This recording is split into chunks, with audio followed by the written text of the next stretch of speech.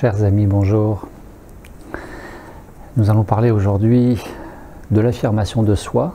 L'affirmation de soi qui est incontournable, indispensable, et en tout cas à hauteur de ce que va impliquer comme répercussion un changement dans votre vie. Alors que ce soit un changement alimentaire, c'est-à-dire du fait de ne plus manger de viande peut-être, du fait de basculer dans l'autonomie alimentaire pranique peut-être de toute autre chose. Finalement, et c'est en cela que cette vidéo concerne potentiellement absolument tout le monde. Car c'est vrai que le changement n'est pas toujours facile à vivre, à assumer, dans le sens où dans l'effet miroir, dans la relation à l'autre, cela peut renvoyer des choses plus ou moins agréables ou désagréables chez l'autre interlocuteur, et qu'en retour, une relation peut être plus tendue.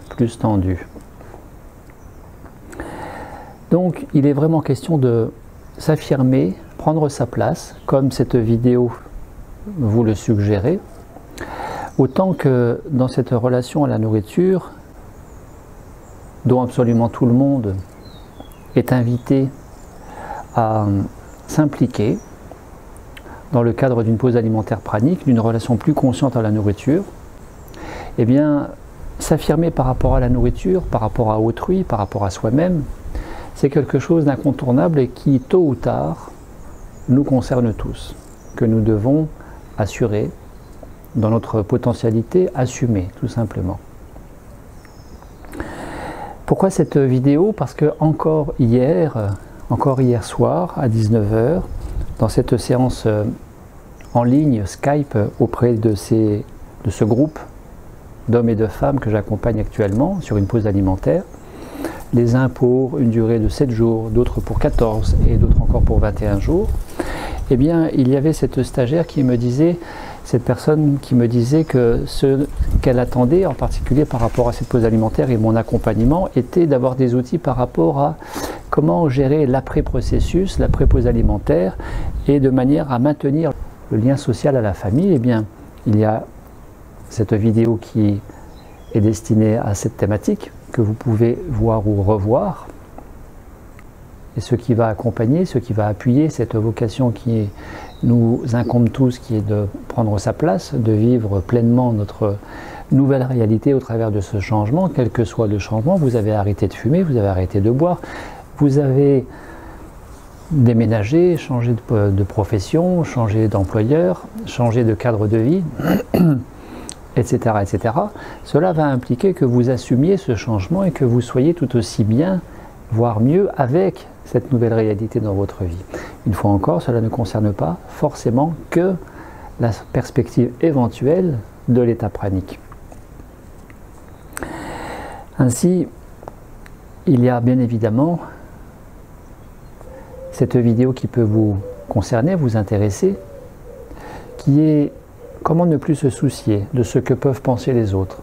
Et je pense bien évidemment, au moment où je vous parle, je pense à cette stagiaire qui était venue pour quelques jours de pause alimentaire et qui me disait avoir une grande difficulté à gérer sa propre relation à la nourriture parce qu'à la maison, elle avait un mari qui ne supportait pas de manger seul à table et qui imposait à sa femme d'être présente, quand bien même elle n'avait pas envie de manger, bien finalement de manger malgré tout, malgré qu'elle n'ait pas faim, et avec la pression de son mari qui revendiquait sa présence auprès de lui-même. Donc de la difficulté à s'affirmer et à dire non, non merci, ou oui ok, je viens, je t'accompagne pour le repas, mais je ne vais pas manger.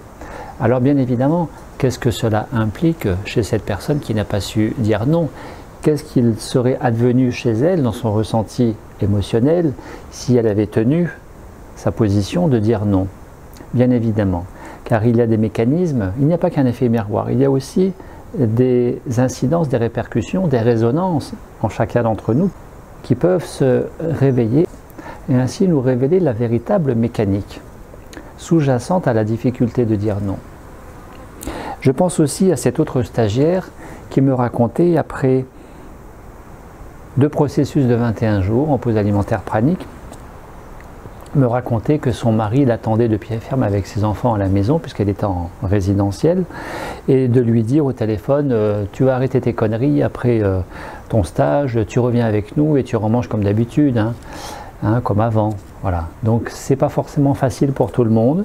Il y a aussi ce stagiaire homme que j'avais eu il y a quelques années en formation professionnelle massage californien suédois, et qui me racontait que depuis tellement d'années il avait envie de se former au massage, mais qu'il ne pouvait pas parce que sa femme, qui était esthéticienne et pratiquant elle-même le massage, professionnellement parlant, s'interposait, lui opposait l'accès à cette formation. Elle ne souhaitait véritablement pas que lui-même, son propre mari, compagnon de vie, se forme au massage. Avait-elle peur d'une quelconque concurrence? Voulait-elle garder une certaine relation de domination envers son mari? En attendant, le jour où il me l'a raconté, il était venu en formation, et il a pu venir en formation parce qu'il avait quand même divorcé pour arriver à cela. Ça montre bien que ce n'est pas une thématique facile, l'affirmation de soi. Comme il y a aussi cet homme que j'accompagne actuellement en séance coaching par Skype, actuellement je le vois, et c'est un homme qui me raconte que sa femme ne supporte pas qu'il prenne du temps pour lui. Il doit toujours être là à la maison, il doit toujours être là près d'elle. Et par exemple, pour lui, c'est compliqué, du fait que sa femme s'interpose une fois encore, c'est compliqué de prendre une heure pour lui pour être en téléconférence, en visioconférence, de faire quelque chose pour lui-même et qui ne la concerne pas forcément elle.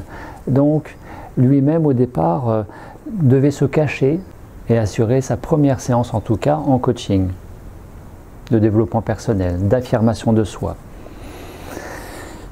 Alors, quoi vous suggérer pour davantage prendre votre place et assumer votre place, assurer votre position, en particulier face aux grandes personnalités, aux fortes personnalités? Eh bien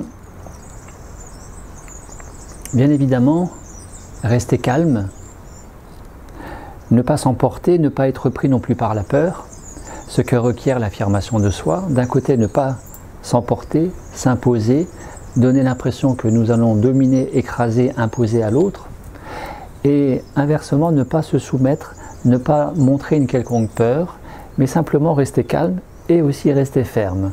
Rester ferme dans le ton de sa voix, en se respectant, en respectant l'autre sans l'agresser, bien évidemment, et puis garder ce visage relativement neutre pour ne pas donner matière à l'autre qu'il puisse utiliser, sur lequel il puisse rebondir pour une quelconque argumentation en sa faveur et en votre défaveur. Restez calme, restez ferme, avoir une position ferme, dans le respect de soi et dans le respect de l'autre, sans l'agresser et sans se soumettre, mais regardez aussi l'autre dans les yeux, ne pas avoir un regard fuyant qui trahirait une quelconque difficulté à s'affirmer, bien sûr. Regardez l'autre dans les yeux et le regardez de façon neutre,